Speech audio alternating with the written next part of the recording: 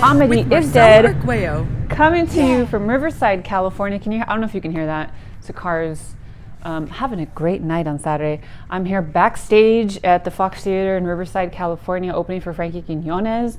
And this is the time I have to record this, so here we go. I apologize for not giving you one last week, but I gave you one the week before and I wasn't going to, so I figured it was fine.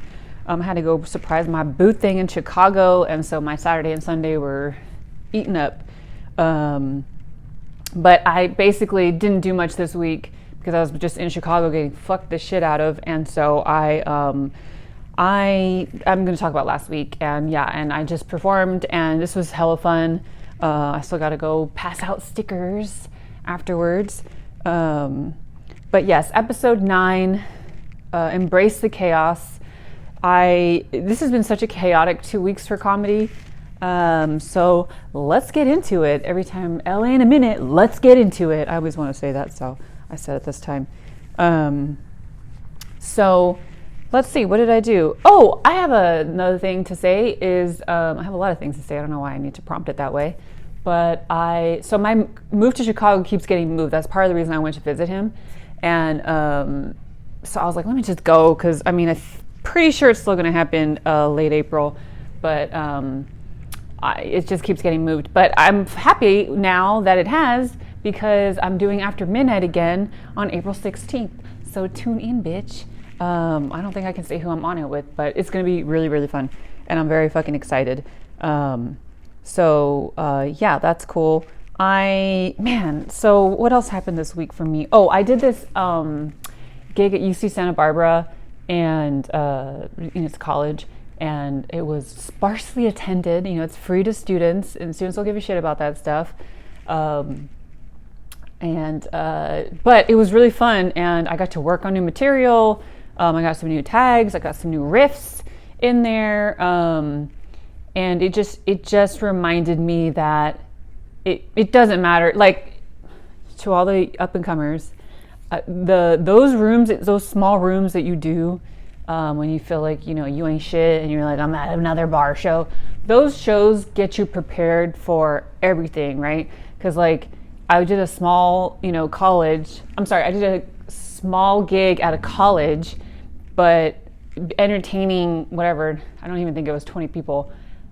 Is easy for me, and it was interesting, with the openers. You're opening for a reason, right? Because you're still, learning and getting stronger and doing more. But man, some of them were buckling under the pressure, and you gotta have your material. I think I've said it before, and I'll say it again. If you're opening, don't do crowd work.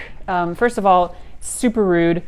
Because if the headliner needs to fucking jump on that, then they need to jump on that. But I also am of the belief that openers can do a little crowd work because they're usually not even good at it, so they need to practice. So you kind of gotta let them do their thing. I wasn't gonna say nothing, it's funny because it's like, sometimes openers will do crowd work, and you're like, oh, this fucking kid is gonna eat up my crowd work time, and then you watch them and you're like, oh, you're not good at it, so this is fine. I'll still do my crowd work. But you got to learn how to do crowd work. I want to encourage everyone. I don't know if I've talked about this before. Again, this is a thing I'm going to say often. I don't know if I've talked about this before, but anyhow, dedicate. You should when you're an up and comer, dedicate a percentage of your set to just practicing a little crowd work. Not because you need to fucking post clips. But I learned at a very young age doing comedy, it's like, it's such a good thing to have in your back pocket. And, if you can just dedicate 1 minute of your set, of your 5-minute set, your 7-minute, 10-minute, 12-minute set, just practicing talk, because it's not just about getting that funny reaction. It's about being comfortable enough to jump into it whenever you want, in and out whenever you want. But you don't get that way until you fucking practice, so, I want to recommend that every comic just do a little crowd work. Actually, have I told this story? This time where Samuel Bede he's doing great online now, which is really cool. But we started many, many years ago in the Bay Area, and I remember doing this pizza gig. And Kabizi, shout out to Kabir Singh, This was when they were doing the KO comedy, and fucking so we were doing this god awful family pizza show. Okay, Sammy talked me into doing this gig. I would not have taken it otherwise, but it again, you learn a lot of things different gigs. So this was one of those, like, I don't need to cuss every time I get on stage, right? So I was like, let me just try to do some of my material without cussing, because some of my material, especially back then, it was clean in the sense of the topic, but because I drop F-bombs and B-bombs all the time, I can easily ruin my own set with ruin, you know, society considers it ruining. This is actually really dangerous because the lighting is so bad in here, and I wasn't sure how this was going to look. I did so that I can see myself in the camera instead of, I usually just like let it ride because I get too distracted by my own beauty. And bitch, I am very distracted right now by myself. My hair's a little dry, but you know what? Look at that. Ooh, ooh, ooh, ooh. Okay. What the fuck was the story? Oh, so Sammy was bombing with his material, and I was like, why doesn't he just talk to the crowd? So I asked Kabizi, I was like, why doesn't he just talk to the crowd? And oh, it wasn't even that. Was it? I don't remember the story. I have not thought of it. Basically, long story short, I realized Sammy refuses to acknowledge the crowd.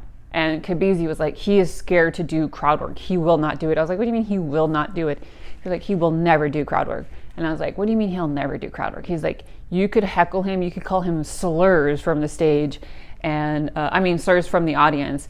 And he will ignore it. And I was like, oh, hell nah. So we proceeded to call him slurs so that he would acknowledge that he was being heckled because he refused to learn how to do crowd work. And at the time, was it appropriate? Yes, because he needed to learn. Would I do it again? I probably still would do it today, especially in one of those venues where they lock up your phones. Have I mentioned that I have a problematic history, which is why I am so openly forgiving of other people who are like casually problematic, you know? Again, that's why, like, you're not going to catch me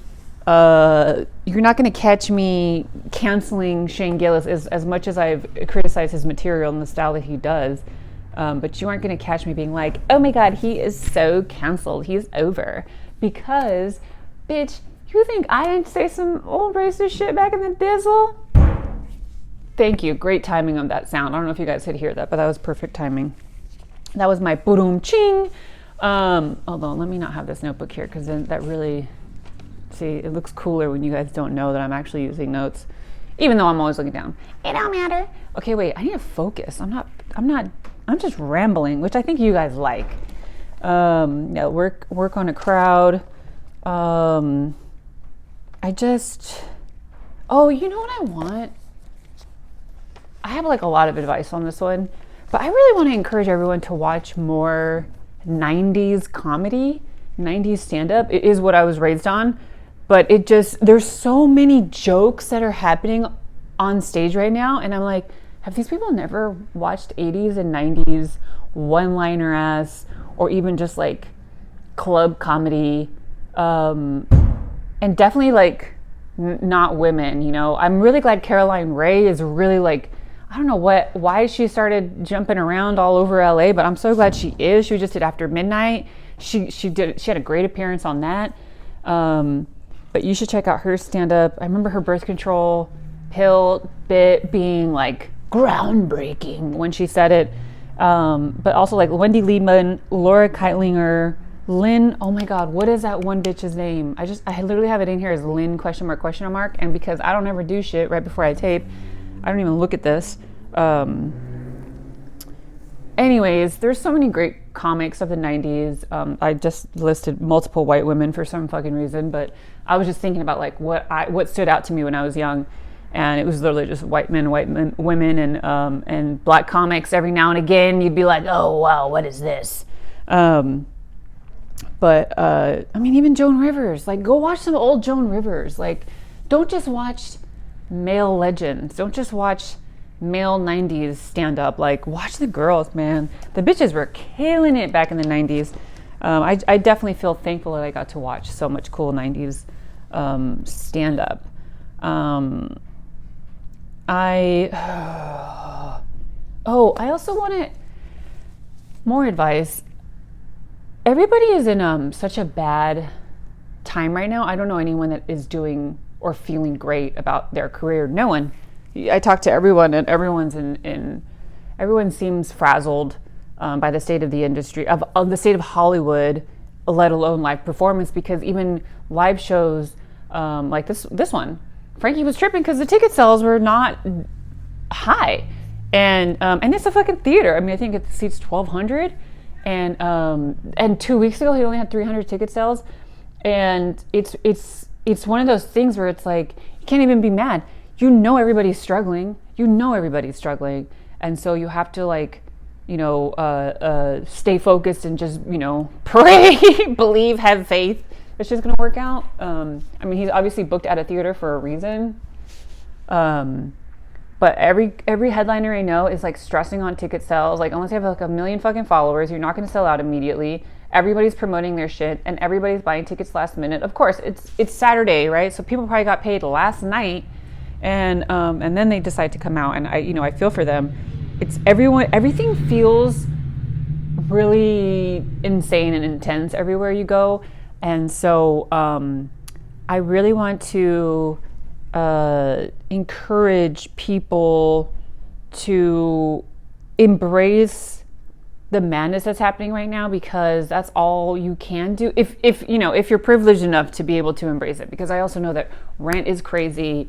And everyone that I know is having a hard time in some capacity, and that's why I called it Embrace the Chaos. Because when I was 25 and I quit my managing position at the bank, and I was like, I'm gonna do stand up full time, right? And I was 4 or 5 years into stand up, and which is nuts to think about. And I took other jobs between then and I guess when my last job was 2013.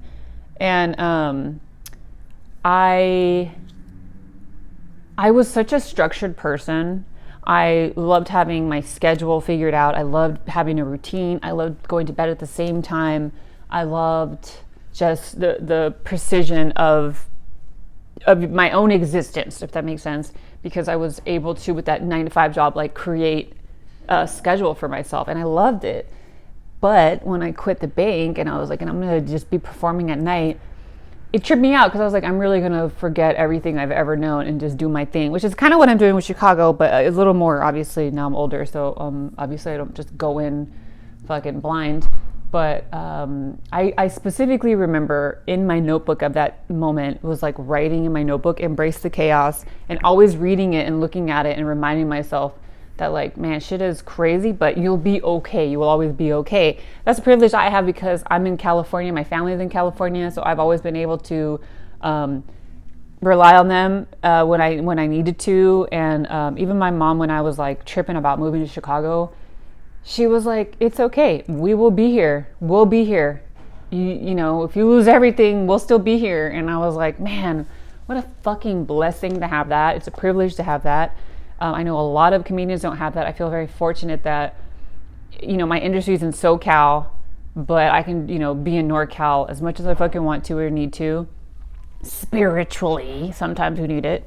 And I just want to encourage everyone to embrace the chaos in the capacity that you can, because nothing is certain.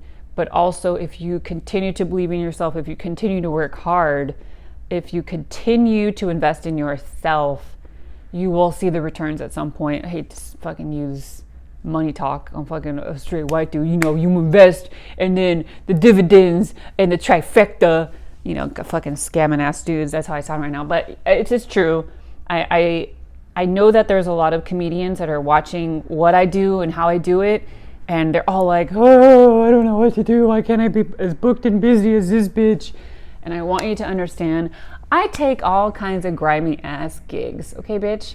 I'll sometimes absolutely accept less money than I know I deserve, but it's like, fuck, man. Sometimes you just got to keep working. Sometimes you got to, I still have that immigrant parent mentality beaten into me of like, bitch, you got to work. You got to work, and I am thankful to have that work ethic in me.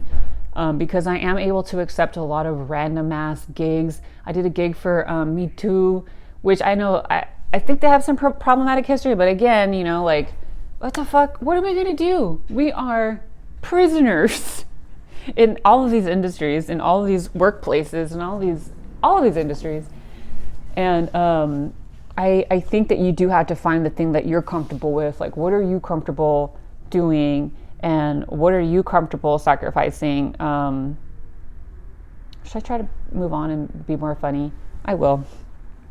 Oh, let's talk about Nick Swartzen, because he got escorted off stage in Colorado, and I knew it was a big story because my mom asked me. She was like, there is a comedian that works with Adam Sandler who had to be escorted off stage.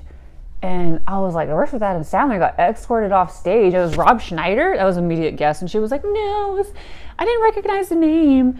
And I was like, who could it be? And we looked up, it was Nick fucking Swartzen. Of course, my mom doesn't know who he is. Grandma's boy, come on, mama. And I love that it did not become a story. I'm so thankful because Colorado, if you've never been, the elevation is real. 2 beers will get you fucked up. This motherfucker was drinking, taking edibles, and he was dealing with the elevation. One time I was in Colorado with Lydia, and we were both on our periods, and we both were dealing with the elevation. We were walking with our heavy-ass periods, and it was one of the worst experiences of my life. And I was like, I have to perform tonight? This is crazy. So I'm glad it was a non-story, even though it was like making obviously national headlines. But man, and you know, say what you want about Swartzen. We all know he has demons hiding, but don't we all, darling? I just hope he gets it together at some point. But yeah, that shit was a non-story, but I also loved it because it was so goofy that people were like, some people were mad, some people didn't care. He like got asked back in a different area and like sold out those shows. It's like controversy. Maybe I'll start doing that so I can sell tickets. But I just love that it just like that theater escorting him off only made for better press for him, which is wild. But that's also the state of the world we're in. Oh, and JFL filed for bankruptcy. I think JFL is over. For those that don't know, Just for Laughs was a comedy festival in Canada that was huge. And for a while, it was huge. It was extremely influential in the industry, and you needed to do JFL if you wanted to elevate your career. And my JFL story is that I got asked to do a New Faces, and like I got New Faces in 2017, and I was writing at Bill Nye Saves the World for Netflix, and they wouldn't let me go. They wouldn't give me the time off, and I think back, and I really regret that I went to work. I should have just bought a fucking ticket and gone. Oh, hello. Hi. Let me pause here. Oh my God. I got kicked out of the area I was in. This is actually better. I should have been in here the whole time. This is Frankie's dressing room. Sound I think is bad, but you know what? We're gonna get through this. I don't know where the fuck I was. I was talking about circling back to the embrace the chaos shit is I really wish I would have just gone to JFL and done New Faces just so I could have that credit and then get whatever the fuck I was gonna get out of that. And it drives me fucking crazy that I had this writing job and they wouldn't give me the time off. They didn't fucking need me on set because we were recording. Those were the weeks where we were recording, and I just remember being so pissed. And I was like, why didn't I just go? Oh, this is crazy. I got this cute mirror here. And I was like, why didn't I just go? But I think I was scared. And I knew my agents were going to be like, don't do that. And I hate that. And I wish I would have maybe not gone to work that week and just fucking gone to JFL. Fuck it, you know? Like, I know a lot of people that do shit like that, and I don't know why I didn't do it. But it's such a bummer that was my experience. But also, like, whatever, you don't need it. A lot of these huge things it used to be Aspen. In the 90s, it was Aspen. You wanted to go to the Aspen Comedy Festival or whatever the fuck it was. And,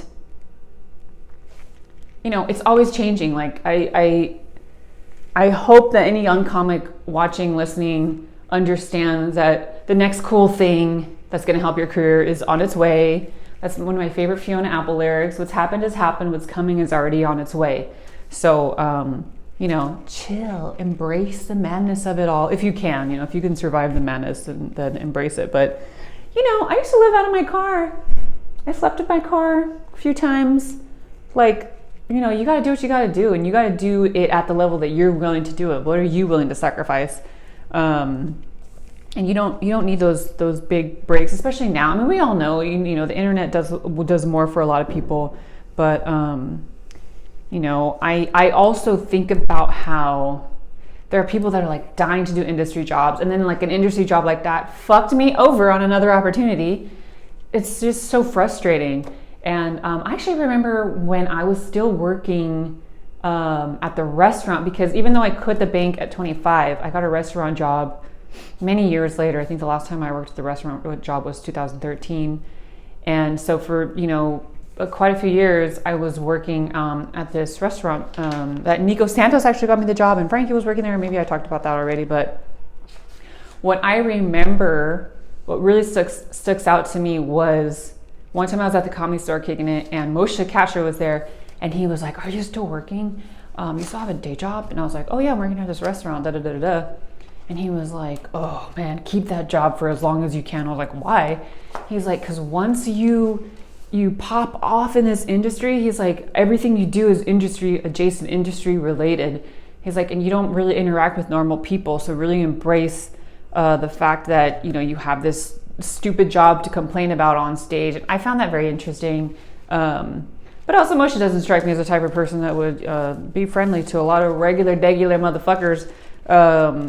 So who even knows about how loaded that was? But I just know that, all those regular jobs that you have, like if you're like, I want to be in the industry, just know that those regular ass jobs is when the good shit, the good material happens in your life. Like that is where you get a lot of cool, interesting stories, perspectives, people watching. So again, embrace the chaos of what your situation is. Man, I have a lot of notes in here from when I wrote this last week, and I have no idea. Being caught in the mix of the current comedy boom and now oh yeah, I've seen the industry change so much already in stand-up. I've been doing it now 18 years. It's like, I remember the lore of the 90s San Francisco comedy scene when I moved to San Francisco, and how it was like, it was so dead when I was in San Francisco. And then when I left, there was like some comedy boom happening over there. And then the comedy boom happened again. TikTok and Instagram has like been crazy.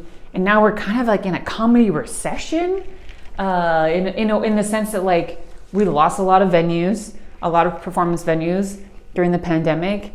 And we also have just so many comedians, but also like comedians that there's people that just want to be famous, which again is fine. That's what you want to do. That's what you want to do.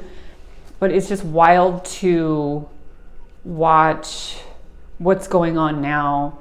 And I'm curious where it's going next, because I know it's changing. It's like every fucking 5 to 10 years there's some change. And you have to learn how to sit with whatever the fuck is happening. And that's one of the hardest things, I will admit that. Okay, I finally looked at the fucking questions, and I have a couple here I want to answer. So someone asked, when sharing material on socials, what's your method? Do you only use stage material, or do you only post new material? I like this question because I think it's crazy that people are posting all of their material online. I don't think anybody should be doing that unless you're like unless you post like a special, right? Like you want to self-promote, self-produce a special, you post it on YouTube. That's cool, do that. I think people should be consuming your shit the way you want it to be consumed, which is as a solid one piece, right? And there are older comedians like me who we're trying to find the balance of like, what do we want to post and when do we want to post it. Louis Katz, I noticed, has been posting hella old. He found some old video of himself, and he is posting that material. I think that's great. You know, do whatever you want with your old shit. And I think that's the other thing, is when you've been doing it long enough, you do have such a big collection of material to choose from. So you're going to post what you're going to post. And so me though, I'll post a little. Oh, I think, is Frankie off stage? Oh shit, Frankie's off stage. I was doing my pod. You want to say what's up? Hey, what's up, homies? Hey, this is Marcella's podcast. She's pretty fit, man. She acts dumb sometimes, but for the most part, like, she's pretty cool. So that's what's up. Thanks, creeper.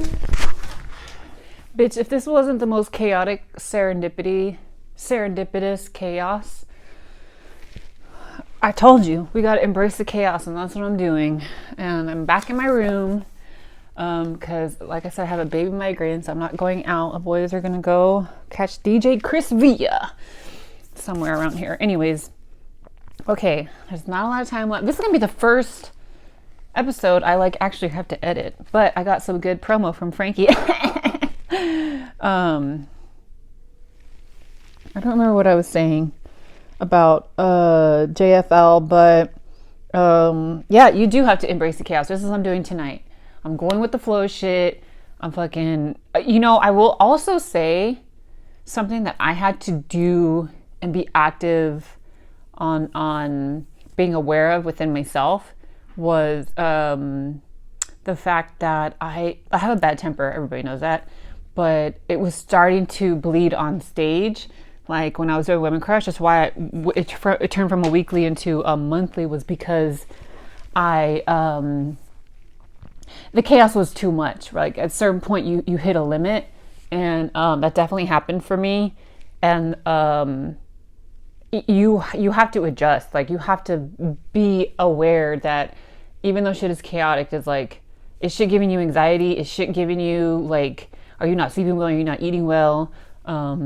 Is that because, you've put yourself in this position, or is that just like the whole world being in financial ruins currently? But I definitely was like, I'm getting on stage too much, and I'm not doing what I want to do. And that's why I changed it from weekly to monthly, because it was too much. It was too chaotic, right? But, so I encourage everyone to embrace the chaos, but obviously there's limits, So just adjust fucking accordingly. Oh, I was doing questions, wasn't I? That's what I was doing. Talking about sharing material. What's my method? So old material, but that's, I've been doing comedy 18 years, so I find old material. I mean, like I said with the HBO Max special, I found some old material and I put it in there. Actually, I should fucking chop those up, put those online. But anyways, I don't think you should put new material straight away. But I will also say, and because I've been doing stand-up so long now, there is material that you do that never finds a home, like an album or a special or whatever, or a don't tell set, whatever is hot right now. And you get tired of saying it. Like there's just some jokes, you just don't do them every time anymore. Once you've perfected them, if you could get there, maybe they're not, it's not topical anymore, or it's not relevant to your life anymore, or it's just you're not enthusiastic to tell it. Because that's the other problem, right? You do a joke for so long, you're going to get bored of telling it at a certain point. And then if it doesn't go anywhere, you just don't have the same, passion to tell that joke. So it doesn't hit as hard anymore. And then you get tired of it, and then it just doesn't work. So there's this like retirement window for a lot of jokes. And some jokes never retire. I have a joke that will never retire. And that's just how it goes, because they're just such easy, like my Toni Braxton joke, it's an impression, it's a joke, but I don't really want to put it anywhere, because when my sets are going bad, or I don't know what to close with because nothing is working, I bust that fucking shit out of my back pocket and it's there. I don't want it to live online. I think I had it online for a little while, but that was like back when you were only posting shit on YouTube. And look where we are now. And yeah, so if you see me fucking space out, it's because my migraine is fucking just really fucking irritating me right now, but whatever. But yeah, so every joke has its own lifespan, and it sometimes takes you a minute to realize what the lifespan is. I know that when you're newer to comedy, you don't know what the lifespan of your joke is, right? I just don't think everyone should be posting all of their material, right? I mean, I think you've all figured that out by now as comedians. But sometimes you just gotta, my cisgender joke, I said it tonight, but I haven't always been saying it lately. And I was like, oh, I think I'm getting tired of this joke. So I put it online, and then that shit got hella views. And I was shocked at the numbers, because now the numbers are hard to obtain these days. And so I was happy because its popularity I took a break from it. It went a little viral online. And now I'm like, oh, I can tell this joke again. Like, I like it again. Just because, like, now I'm getting comments still. To this day, I'm still getting comments on it. And I like it because it's like, yeah, that is a good joke. And sometimes I just need to say it a certain way. Or I said it a little wrong tonight, but it doesn't matter. All that mattered was I promoted my special. Yeah, it's really up to you. I just encourage young comedians to work on something so that you can put out an album. Again, I said that, I don't know, a couple episodes ago. I think we should want to put out albums as performers. I know the money's bad, but it's also a really great way to make money when you're on the road. Get on the road. And you can fucking sell your digital, your physicals. It's also just a great way for people to learn more about you, But again, everybody hustles differently. So if you just want to put all your shit online, put all your shit online. Is it a detriment to you? Who the fuck knows? People get shit all the time based off a couple jokes. People headline off a couple jokes, and they don't have the rest of the material because they're like, oh, that'll come later, right? But, you shoot yourself in the foot when you do shit like that. There's comedians who's, they're cycling these same markets when they tour. And, if you're not bringing fresh, new, funny material with you, people are going to come see you less, right? But some comics don't give a fuck, right? They're doing terrible on the stage. They're headlining. They're going to keep headlining because their fans love them. And there's nothing you can do. There is no right answer. There's no wrong answer. As much as I shit on crowd work, like, I get why people post these clips. Like, I'm not a fool. I understand why people are posting crowd work clips, because you don't want to burden your material, but you still want to engage. You still want to get these people out because you're like, I swear I got material. And some people do and some people don't.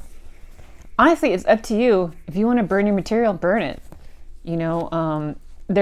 I think the thing that really bothers me, and this is, why social media is so fucking weird. And I almost understand why Universal took the music off of TikTok, because people are using this. I mean, you could fucking put Beyonce to promote your jewelry on Etsy.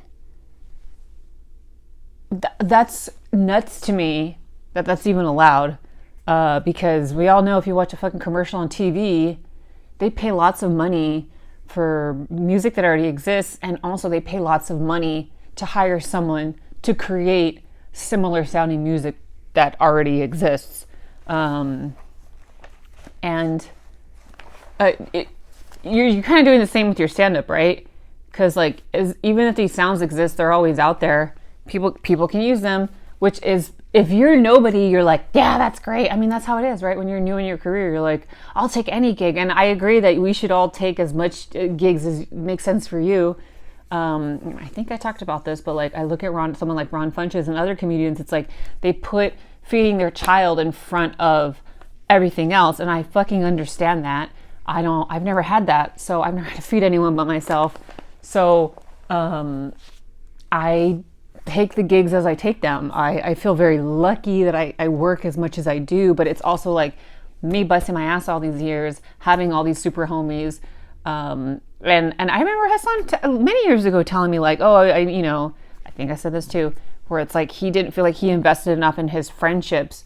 He's fine though, right? He got money in the bank. He's not actually tripping about like not having invested in his friendships. But I feel fortunate because I've always valued my friends. And I feel fortunate that they value me back and they hire me to open for them. And I'm so thankful to be working. Like I do love to perform. This is like so fun for me. And I want to keep doing it. So you have to find the avenue that works for you. And for some people, it's fucking posting everything and getting all the views and getting all the interactions. There's always eyes on you. Industry is always looking at your page. Like you have to understand. You have to understand that. Industry will always have access to your socials. So it's like you don't know when they're going to look at it. You should periodically clean up your socials. If that's like the better way to move, when it comes to posting online, your material. This is a really long answer.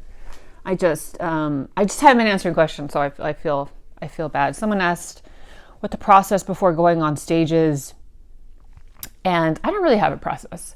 I like to have my set figured out for the most part, beginning, middle, and end, and I like to listen to a lot of rap girlies, like the mainstream rap girlies, because that shit gets me hype. Right now I'm on repeat. I have that fucking new Cardi. Like what? Like a Coach bag, baby. This ain't what you want. I mean, what a bitch. She's such a bitch on that track, and I fucking love it. And it gets me amped. I'm listening to Ariana Grande, yes, and right now, Soak City. I like to listen to fun music before I get on stage. It gets me all fucking. It used to like only be Beyonce, and then I was like, all right, I can't just be listening to Beyonce. That's it. As long as I have my set for the most part figured out. Beginning, middle, and end, how I'm going to open, tall stuff, middle, Clinton stuff, and quad C DJs, right? I have it figured out like that, and I have that memorized, so I know what jokes are associated with those topics. That's my process. Figure out what I'm going to say on stage, listen to some hype music. Even tonight, like as much as, even though I had a little baby migraine, I was still in the green room, like sitting down, vibing to Cardi B, because I was like, I need that energy. I need that like fucking bad bitch energy in my head for when I get on stage, That's my process of going on stage. Okay. Unintentionally long pod. I don't think it's that long, but I'm going to have to edit some shit around. But what's up with content? I watched Hannah Gadsby's Gender Agenda and had some friends on there and some people I wasn't aware of. And I really admired Hannah admitting that the reason they even did this was because the whole Chappelle shit, the backlash that he had with all that anti-trans material, and that Hannah had taken a meeting. I don't actually know Hannah's pronouns, but it's Hannah. I'm gonna go with she. That's my fucking guess. And I think Hannah does do material about that. Anyways, Hannah was like, I'm doing this because of this Chappelle backlash. Netflix is like, sorry. And I really fucking love that she admitted that. A lot of people will not admit that. And I think that's good. Because there needs to be more transparency in this business. And I think it was cool. That's how she introed the whole the whole show. And there was some really fucking funny ass, original ass jokes on there. I laughed out loud a few times. There was also some, when I was talking about Shane Gillis, what did I say? That he does the ABCs of white boy comedy. And what I find interesting about this Gender Agenda, I encourage you to watch it. I think it's really funny. And I think many people have never heard this type of material before. And I think that's important because for me, as someone who has consumed a fuck ton of comedy, this reminds me of some of them, not all of the comedians on this, but there were a few very like ABCs of like gender fluid material. And it was not to say that these comedians are like Shane Gillis, because that's what a wild, maybe I should say that and go viral. But it's like we all have to start, that goes back to that episode I was talking about with Tyler Perry, and how Tyler Perry had to exist, had to be a blockbuster smash for fast forward however many years to get Jordan Peele. So some of these jokes in the Gender Agenda were, without. And I think it has to do with the fact that we haven't seen this shit. This shit hasn't been online. This shit hasn't been, or I shouldn't say online. It hasn't been on streaming, hasn't been on television, hasn't been accessible to a lot of people, to the mainstream. And very similarly to watching Chappelle do anti-trans material that I had already seen years before I had an open mic. So to watch him do that on one of his comedy specials felt insane. And then to fast forward to this and to watch these comics do this gender fluid material, but non-binary, trans, all this identity material, which is wonderful that they're doing it. But some of it is so ABCs of gender fluid material, gender agenda material, and I can't even knock it because it needs to exist. It needs to exist in order for us to get the even more original, more interesting, more groundbreaking, more influential stuff. And I think that's what's cool about it, is that it just needs to exist. And I think Hannah chose these comedians deliberately because some of them are new to stand-up, some of them are not new to stand-up, some of them I've known for years. And then, oh man, the one that stood out to me, who was the one that stood out to me? I don't think I wrote her name down. Chloe Pets? She was so fucking funny. She was great. But the other sets were great. I think everybody should watch it. I think if people are like, this isn't funny, it's because you're still used to watching the same shit over and over again. Watch something different. Let's fucking mix shit up. There were some straight up hacky jokes, and I actually loved it because I'm like, good. Let trans people be mediocre. Let everybody be mediocre. If Shane Gillis gets to host SNL, bitch, let these motherfuckers tell hacky jokes. What do I care? So that's my take on that. I think you should watch it. I think it's great. There are some very original jokes. That's why I think you should actually watch it, is to like sit through some of the predictable punchlines to get to the comedians who are very, very funny. Find someone new, someone you've never heard of. The other content I have been enjoying recently is the Jamie Foxx show. It was on Netflix. It's on Netflix right now. I used to watch the fuck out of it when I was young, so I'm rewatching it, loving every second of it. I mean, to this day, I think Jamie Foxx is the most talented person alive. I don't want to say of all time, but he is arguably the most talented person alive, because he can act, sing, dance, do stand-up, do improv, and he is handsome and he's muscular, very marketable man. And I love Jamie Foxx. I'm very happy to have grown up watching him. And it still mostly holds up. I speaking of the gender agenda with Hannah Gadsby and all the other comedians, it wasn't until I think maybe during the pandemic, because I've been like, why am I so transphobic? Back in the day. And it wasn't until I was, I rewatched Will and Grace. Have I told this story before? I don't know. I rewatched Will and Grace, and they had a lot of very transphobic jokes on there. And I was like, oh, did I learn it from here? And then the Jamie Foxx show, very first episode, ended on like a really stupid transphobic joke. It was just like a very beautiful woman, and then and he wants to hit on her, and then she has a newspaper up, and then she puts the newspaper down, and she has a beard, right? And he's like, yeah.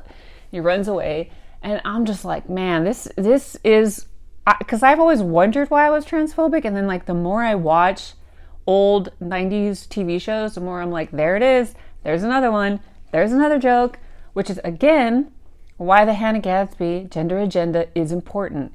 You have to normalize all these motherfuckers who are they're just trying to live their lives. They're just trying to live their lives. That's it. They're just like, bitch, I'm just trying to fucking tell jokes. But y'all motherfuckers are obsessed with genital checking in bathrooms, which is so wild. And again, that has to exist. Like, we have to watch that shit and enjoy it. And you have to watch it and enjoy it. Sorry, sometimes I word shit wrong. That's just how it goes. But Watching Jamie Foxx show, as much as I do love most of it, most of the humor holds up, I saw that on the first episode and I was like, oh, there's another one. It's a trip to think about. And it's just also another reason I tried to be so vocal, because I was so transphobic back in the day. And I do try to make up for the bullshit that I did wrong. Again, this is why you won't catch me as much as I don't know why I'm just using Shane Gillis he's a great example. He's just so popular. He's so fucking popular, which is mind-blowing, but he is. There's a lot of comedians. It's also very funny talking to comedians in green rooms who will publicly be like, oh, that's my boy, that's my dude, I love him, everybody support him. And then you talk to them in the green rooms and they don't even fucking respect these people. I hate it. That's, again, why I want to, I need a break from just being so near the industry, because I feel like in Chicago, I know that I'm sure it has its own bullshit too. I'm not a fucking idiot. But there's something really perverse about Hollywood being so close to stand-up and then trying to differentiate between the stand-ups who actually like stand-up and the stand-ups who are just trying to work, just trying to make money, just trying to, whatever.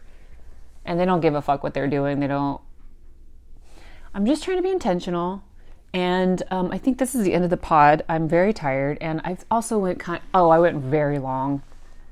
Guys, this is what happens when you shoot the video in 3 parts. I'm tired. I'm going to go to sleep. Bye. Thanks, everybody. Oh, email comedyisdead podcast@gmail.com.